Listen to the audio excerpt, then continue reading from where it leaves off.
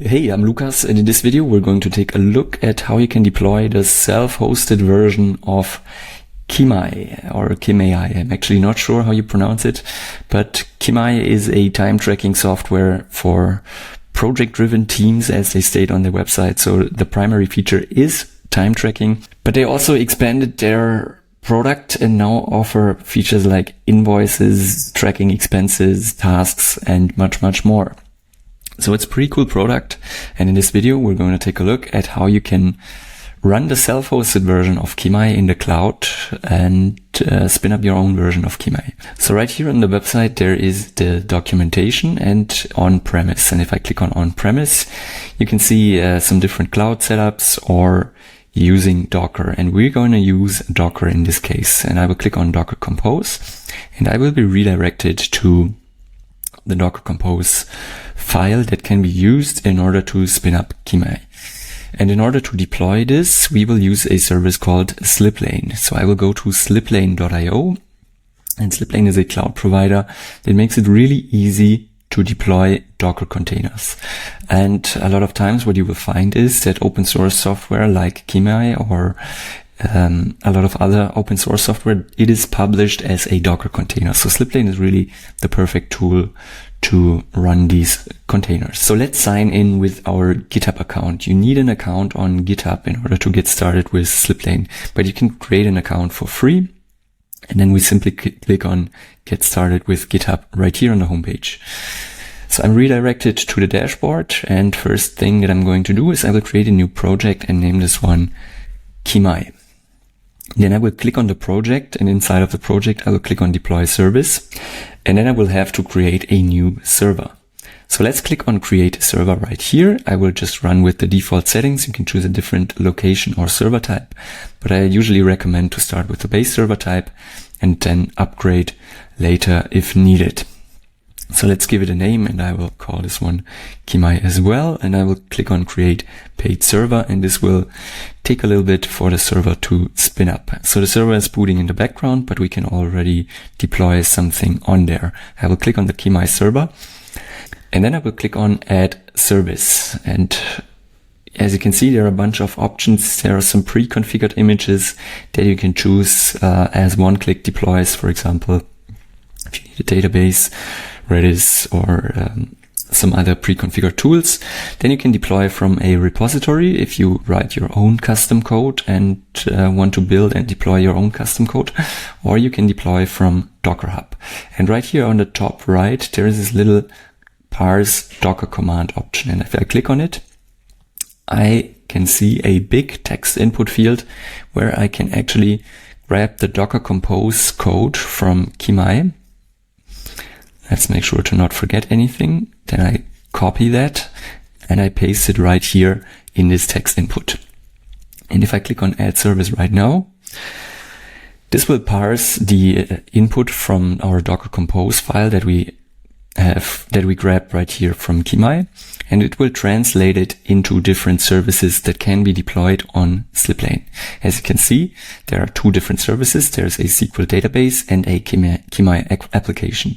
Now, first thing that we want to do is we want to deploy the SQL database first. So I will move the SQL database up, and it will be deployed first. And if we click on these services, I can take a look at it and scroll down a little bit.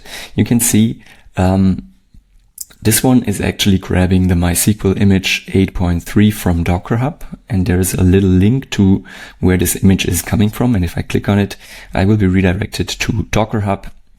You can see where it's coming from and some additional documentation in case you want to change anything.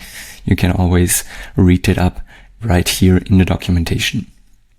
And if we scroll down a little bit further, you can see the environment variables, which is one of the most important sections.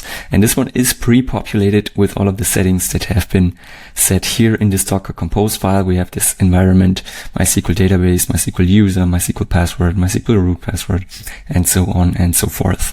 For this tutorial, I will not change these settings right here, but it absolutely makes sense to update these settings, especially the passwords, to set a more secure password. Or actually, let's quickly go through it to see how it will look like. I will click on this little pen to edit a environment variable. And what we can do is I will cut this password out, and then we have this little magic wand right here. And if I click on it, a random password will be generated for us.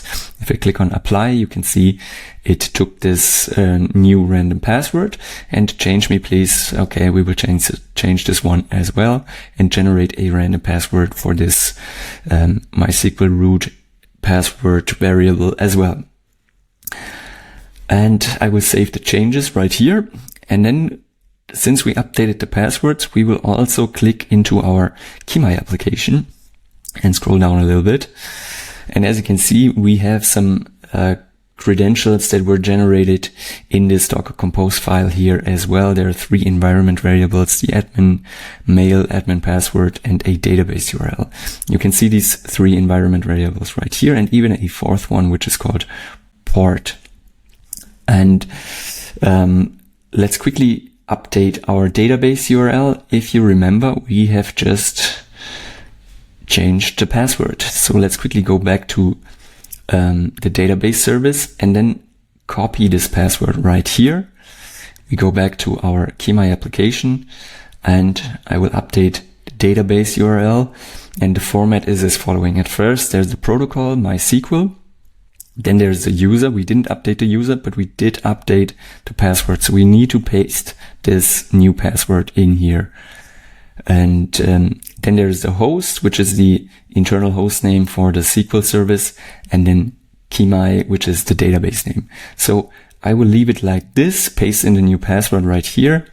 And for the admin mail and admin password, this time I won't change it. But of course, you can go through the same steps and set a random value for the password right here, or even type in your own password that you want to use. If we scroll down a little bit further, you can see in this container 2 volumes. There are also 2 volumes that will be created, data and plugins volume.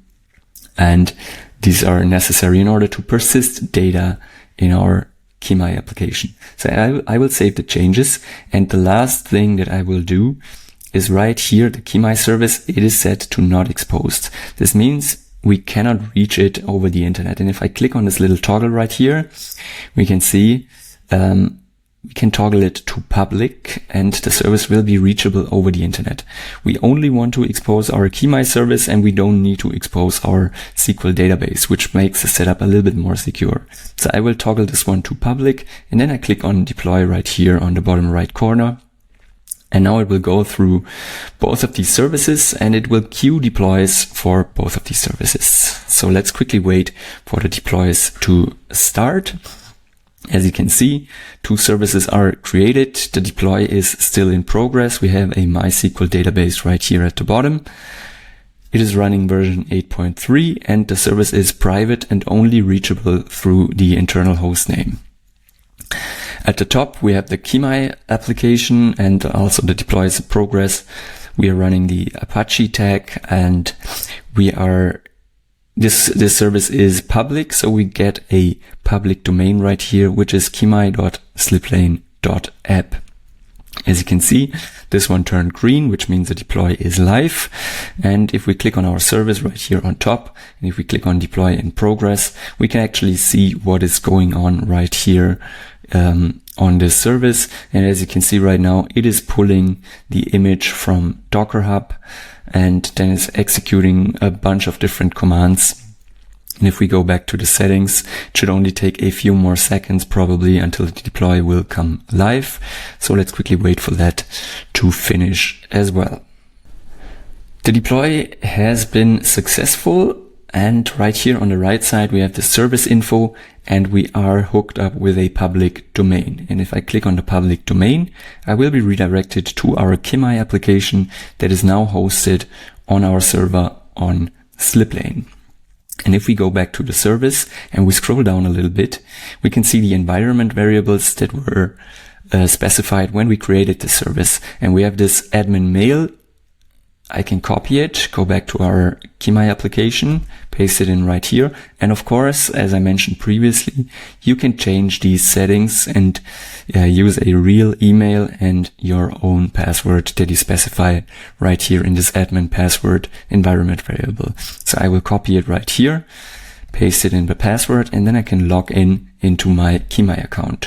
First time setup, this wizard will guide me through the setup process.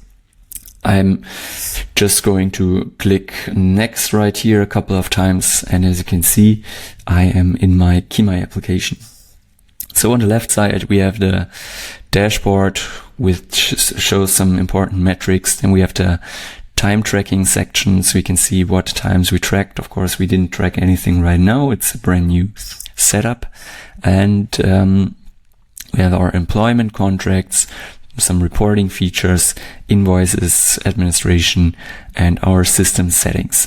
So let's quickly create a customer. I will go to administration customers, then I create a new customer. I will just name this one customer 1, so our first customer, and I will create it. Then I create a new project right here. I will click on create, call this one project 1, select a customer for this project. I will save. And then I will create an activity, create a new activity, activity 1. I know it's not very creative, but of course you can set your own values right here. And when we created our customer project and activity, we are ready to start our first time track. So I will click on my times, and over here we have this little play button. And if I click on play, I can start a new time track.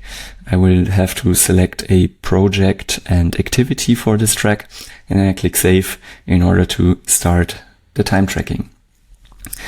So that's already it for this little tutorial. One thing I do want to mention, if we go back to Sliplane, we have these two services. We have the Kimai application and we have the SQL database. And Sliplane stores all the data that you do, like these time trackings and customers and invoices and whatever. Sliplane stores these inside of volumes. And if you click right here on the volumes tab, you can see in the SQL database, all of the data is stored in this MySQL volume. And if I click on it again, you can see that Sliplane does backups for this volume.